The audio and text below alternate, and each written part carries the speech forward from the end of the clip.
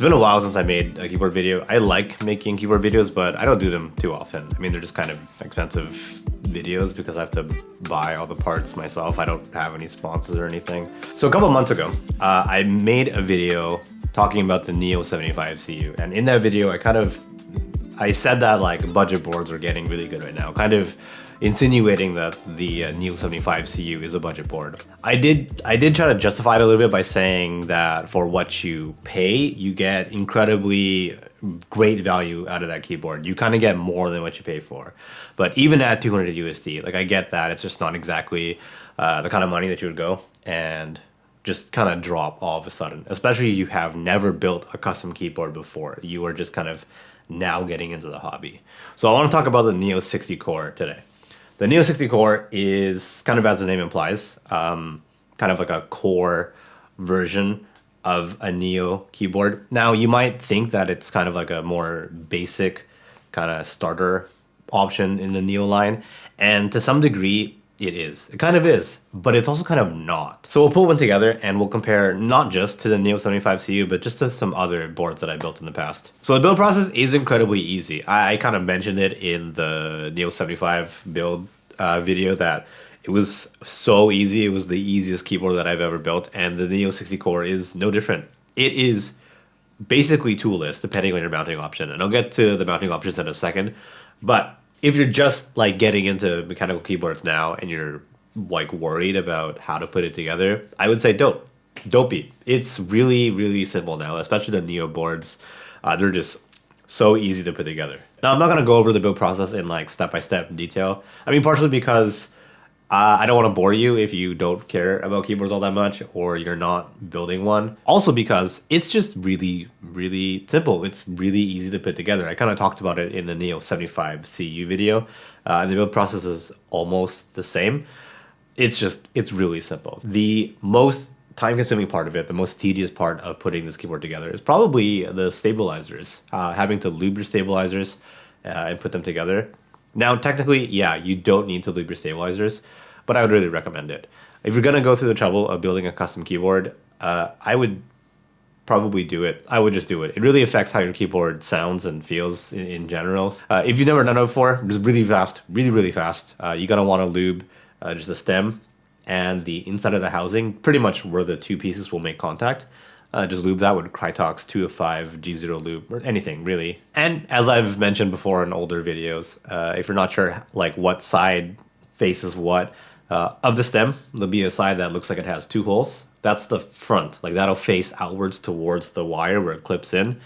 So just put your stem in the housing that way and then put the wire through the bottom hole and just push it together, it'll click. And that's how you put your stabilizers together. Just make sure both sides can move up and down. And if so, you're good. Now, when it comes to lubing the wire, I'm using dielectric grease, which is a little bit of a more heavier grease compared to Krytox 205. But you can use more Krytox 205 if you'd like. It's up to you. Just completely personal preference. So the Neo60 Core kit comes with pretty much all the foam you might want to use. You have a PCB kind of sheet. Then you have plate foam and you have case foam. Now, it's completely up to you if you use some of it, all of it, or none of it. It's just completely up to you. So don't feel compelled to use all the foam if you don't want to. But because I like a more muted kind of board sound, I'm going to go with all the foam. So the Neo60 Core actually comes with two different mounting options. You have the regular, I say regular, but like I guess the more common gasket mount. And then you also have an O-ring mount. Now, if you're going with gasket mount, your build is pretty much entirely toolless. But I got really curious about the O-ring mount. I had never tried O-ring mount before, so I decided to go with that. And if you're going to go with O-ring mount, it's not exactly toolless. You do need to insert standoffs into the PCB plate assembly. So for switches, I'm actually going to go with the Durock Tactile Mocha switches. I made a video kind of about these switches before, like where I was saying like, oh, I don't really like tactile switches, but I want to try them out. Turns out I actually really like these switches, so I'm going to go and reuse them in this build. If you're going to go with a gasket mount, then you would throw on your gaskets at this point. But if you're going to go with the O-ring mount, then this is where you'd put on your O-ring. If you don't know what O-ring mount is, it's basically just like a rubber O-ring that is stretched around the outside of your PCB and plate assembly. And that's really it. With that in place, you would just go and literally just press it into the bottom case here. Now, because the Neo60 Core, like the 75 CU and other QK boards, it uses the magnetic pogo pin connection for the PCB and the daughter board, so you don't have to worry about like a JST connection or anything like that.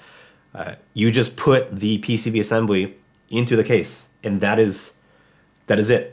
At this point, all that's left is to just put in your keycap. So I'm gonna go with KAM Superuser. I picked these up kind of recently. I just really like how they look. This is actually a uniform height keycap set, so if you're gonna do something really weird, like you're gonna move keycaps around and do like a really weird key mapping or whatever, you don't have to worry about row height because it's all the same height. So you can put tab really wherever you want. You can put it on bottom row if you want to. Like, you might be insane if you do that, but you can. So here's the board. This is what it looks like. This is fully built. I have the gray case with a silver weight.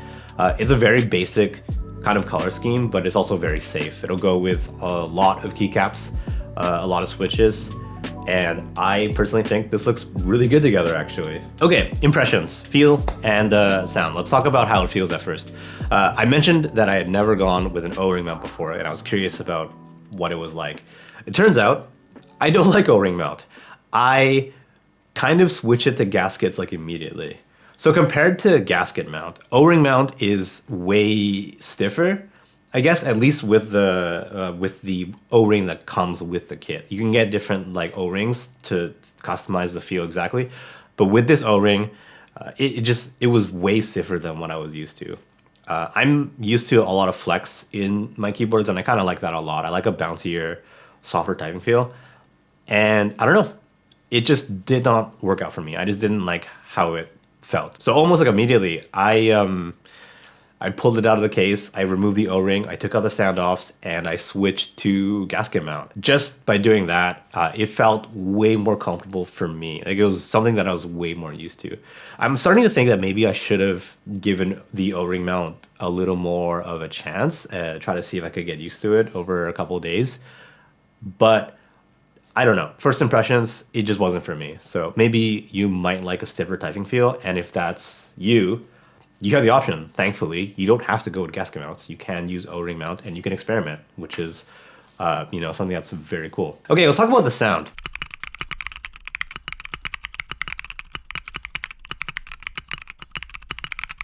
There'll be a full typing test at the end of the video, as I usually do for all my keyboard videos. But initially, I did not like how this keyboard sounded. I didn't know what it was. At first, I thought it was the switches, or I thought it was the caps.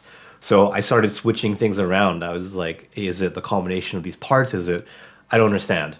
Something about the way the keyboard sounded just sounded really off to me. Now, this is gonna sound kind of crazy, but I think the keyboards sounded, at first it sounded hollow to me. It was way more airy. It was kind of resonant. So I'm really used to, I guess, more like thockier, muted, marbly sounds like the QK65 or the Neo75 CU that I built. I really liked how those keyboards sounded, and I was kind of expecting more of that, especially because it was just another Neo board. But it wasn't. I was actually really surprised at how the 60 Core sounded immediately after building it. But after using the keyboard for a few days, I got way more used to the sound. It started to grow on me. I started to like it after using it for a bit more. But definitely compared to other keyboards that I built, it's not as muted. It's not as thocky. Even with all the foam in the keyboard, it's just not as marbly as what I was used to. I mean, it kind of is, but it's also just way more, I don't know. It's more airy. It's more resonant. Does that make sense? Like, I feel crazy trying to describe a keyboard like that, but to me, there's a little bit of more character to this keyboard. It's kind of like, if I had to describe it in terms of like a camera lens, it's kind of like if you get a lens with a really strong kind of lens flare, like, which would be considered technically an optical flaw. But some people really like the look of like a really strong, distinct lens flare. And to me, that's kind of, what this is. It just has character to it, and it's way different than any of my other keyboards. Sound, of course, is subjective. Like, it could sound really, really good to you, but it could also sound really not good to you. So I don't know. I mean, I like it, but maybe maybe you don't at all. Another thing to keep in mind is that this is a 60% keyboard. So if you don't know what that means, it just means you're missing the FRO, you're missing nav cluster, so like home and page up, page down, and you're actually also missing arrow keys. So if you think that would really bother you, you're gonna wanna look towards a 75% keyboard or like a TKL or something like that. To get around that, you're gonna wanna use layers. So you're gonna wanna use a function key that's mapped somewhere, probably in the bottom row, and then you're gonna wanna basically just have secondary functions on a lot of other keys. Now, I normally would shy away from a 60% just because I use arrow keys a lot. Like I don't use an FRO at all.